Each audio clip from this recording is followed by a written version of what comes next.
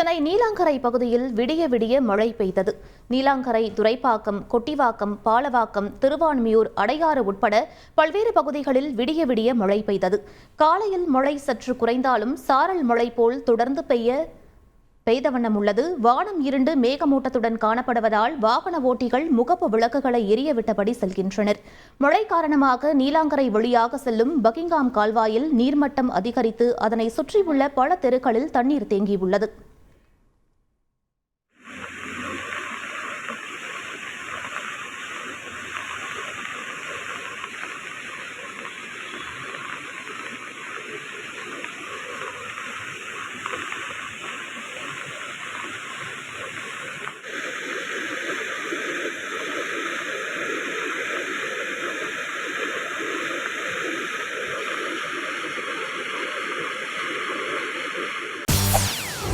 செய்திகளை உடனுக்குடன் தெரிந்து கொள்ள உடனே சப்ஸ்கிரைப் பண்ணுங்க.